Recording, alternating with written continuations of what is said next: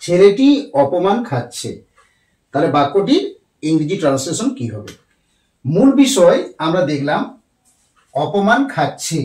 তাহলে আমরা যদি বলি যে অপমান করা, অপমান করা বললে এখানে অপমান খাওয়া দেয়া আছে, তাহলে অপমান করা বললে কি হবে দেখুন। তাহলে আমরা বলবো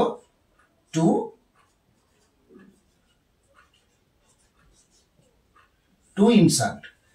টু ইনসাল্ট মানে অপমান করা, অর্থাৎ আমি কিন্তু ভার্ব হিসাবে প্রয়োগ করলাম। এরপর দেখুন এই ইনসাল্ট সম্পর্কে দু একটা ইংরেজি ওয়ার্ড আমাদের জেনে রাখলে বাক্যটি ট্রান্সলেশন করতে সুবিধা হবে। সেগুলো কি কি দেখুন। আমি কিন্তু এটাকে তিনটা অংশে ভাঙতে পারি। দেখুন, আমি বলতে পারি, প্রথম অংশ আমি বলতে পারি স্কোল্ড, SCOLD, স্কোল্ড। স্কোল্ড মানে কি? স্কোল্ড শব্দটা আমরা কখন ব্যবহার করে থাকি?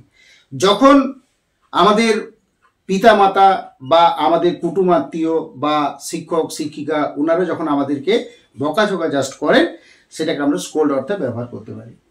এরপর দেখুন 2 নাম্বার, এই যে ইনসাল্ট, এই ইনসাল্ট শব্দ আমরা বলি, আমরা প্রায়শই বলে থাকি ইনসাল্ট। তো ইনসাল্টের প্রকৃত অর্থ কি? ইনসাল্টের প্রকৃত অর্থ হলো হালকাভাবে অপমান করা, অর্থাৎ যে অপমানটা মানুষ সহ্য করতে পারে এবং ক্ষণস্থায়ী এবং যা কিন্তু বিশেষ অপমান বলে পরিচিত নয়, সেটাকে জাস্ট হালকা অপমান অর্থে আমরা ইনসাল্টকে প্রয়োগ করব।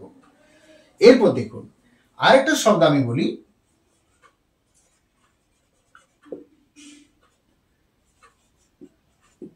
দেখুন 3 নম্বর শব্দটি আমি প্রয়োগ করেছি হিউমিলিয়েট, HUMILIAT, হিউমিলিয়েট। তাহলে হিউমিলিয়েট শব্দটির অর্থ কি?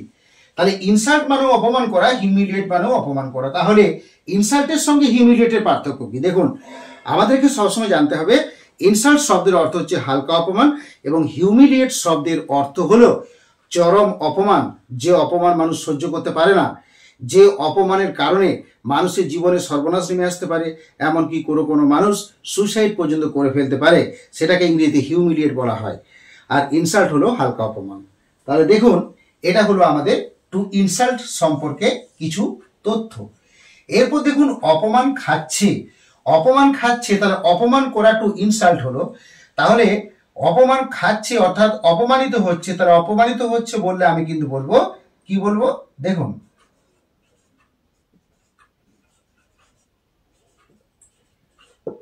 আমি কিন্তু বলবো এটা to be insulted, to be insulted.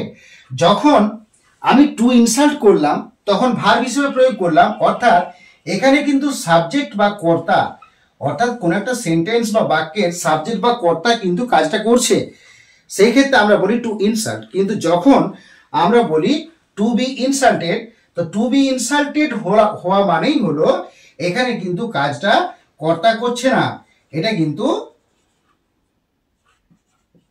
দেখুন এটা কিন্তু বাই সামওয়ান হচ্ছে, অর্থাৎ টু বি ইনসাল্টেড কোনো মানুষ অপমানিত হচ্ছে কোনো মানুষের দ্বারা। সুতরাং এই ক্ষেত্রে যখন আমরা টু বি ইনসাল্টেড করব তার মানে এর অর্থ হচ্ছে বাই সামওয়ান, অর্থাৎ one is insulted by one.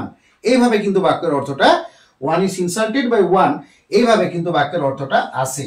তাহলে দেখুন এখানে খাচ্ছে অর্থটা যদি প্রয়োগ করা হয়, খাচ্ছে অর্থ মানে কি আমরা সংক্ষেপে বলতে পারি যে প্রেজেন্ট কন্টিনিউয়াস টেন্স, অর্থাৎ আমরা সংক্ষেপে বলতে পারি PRE full stop C full stop T, অর্থাৎ প্রেজেন্ট কন্টিনিউয়াস টেন্স বা ঘটমান বর্তমান কালে বাক্যটি গঠিত হবে। এরপর দেখুন এই প্রেজেন্ট কন্টিনিউয়াস টেন্সের যদি আমি অ্যাক্টিভ মুডে বাক্যটাকে করব না বাক্যটাকে আমি প্যাসিভ মুডে করব, এটাও একটা বিষয়। দেখুন এই ক্ষেত্রে যেহেতু অপমানিত হচ্ছে বা অপমান খাচ্ছে, সুতরাং অ্যাক্টিভ ভয়েস না করে আমি কিন্তু এখানে প্যাসিভ ভয়েসে বাক্যটিকে তৈরি করব। তাহলে তার সঠিক আনসারটা কি হবে দেখুন, তার সঠিক আনসারটি হলো